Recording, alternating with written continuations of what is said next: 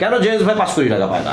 AR Rahman কি উনি ছাড়া আরেকটা দেখান তো কেউ যাওয়ার গতি আছে? আমি জেমস ভাইকে ছাড়া বাংলাদেশে আর কোনো ব্যান্ডের কোনো আর্টিস্ট দেখি না। রকস্টার বলতে আমি কাউকে দেখি না। কি আতিফ আসলাম কে আসছে, যাই হোক, যার জন্য রাস্তায় জ্যাম লাগিয়ে গেছে না, তো জেমস ভাইয়ের জন্য হওয়ার কথা। আতিফ আসলামকে আমি তো চিনি না। বাইরের থেকে এত আর্টিস্ট নিয়ে আসছে কোটি কোটি টাকা খরচ করে, জেমস ভাইকে নাও কোটি টাকা দিয়ে। নাই বাম্বা প্লাস খুঁচাইতেছেন কেন?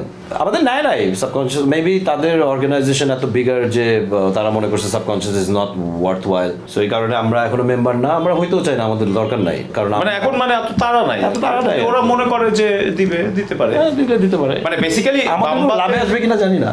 মানে বাম্বাতে আমরা জয়েন জয়েন করতে চাই কেন আসলে? মানে আমরা সাবকনশিয়াস, আমরা অনেক পুরনো ব্যান্ড, আমরা বাম্বাকে জয়েন করতে চাই, কারণটা কি? Because we want to contribute something to Bamba. Bamba need serious renovation দরকার।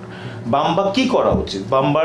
বাম্বা আমরা যেরকম একটা পুরা লিস্ট করছিলাম 40টা আইটেম, এই 40টা জিনিস বাম্বার করা উচিত।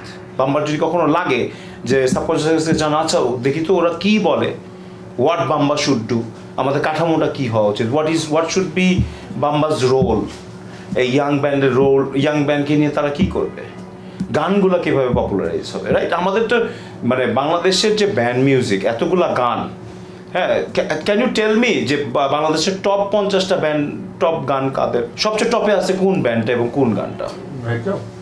রাইট নাও সবচেয়ে টপ গান কোনটা? YouTube view.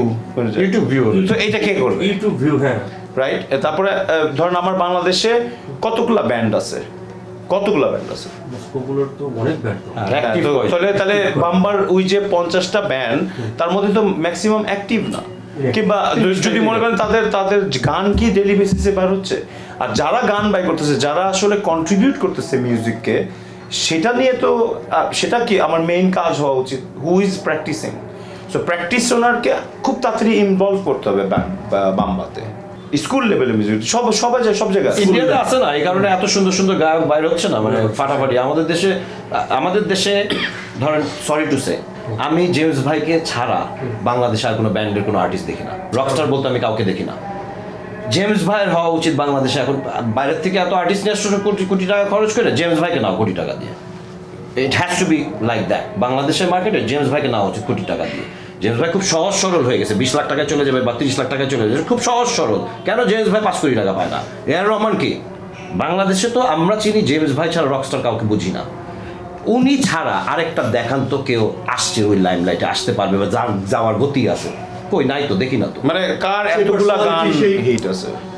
জেমস ভাই নিউ ইয়র্কে 2024 ব্লক করে ফেলছিল রাস্তা। হ্যাঁ, হওয়া তো উচিত ওরকমই। জেমস ভাই বাংলাদেশে একটা শো করবে পুরা, এই যে ওই দিন কি আতিফ আসলাম কে আসছে, যাই হোক, যার জন্য রাস্তায় জ্যাম লাগিয়ে গেছে না, তো জেমস ভাইয়ের জন্য হওয়ার কথা। আতিফ আসলামকে আমি তো চিনি না। এই জেনারেশন চিনে, ওরা গান শুনে ওরা লাফাইতেছে, একটা যে কোনো একটা ভালোবাসার কুতকুতা দিল। জেমস ভাইয়ের সব কিছু আছে, কই আমরা জেমস ভাইকে ওইভাবে পাই না কেন? তার মানে আমরা বাংলাদেশি, এটা কি বাম্বার করার কথা না গভর্নমেন্টের করার কথা? কার করার কথা? কার কাছে আমরা এই দাবি জানাইলাম? সেটাই তো।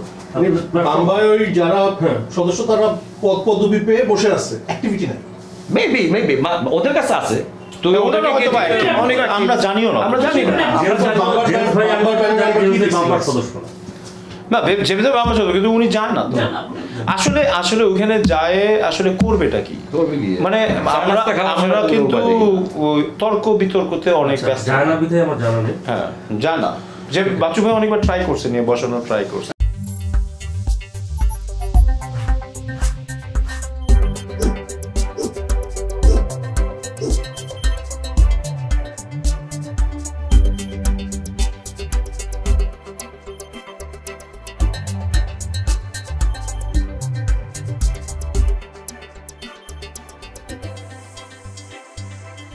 Thank you.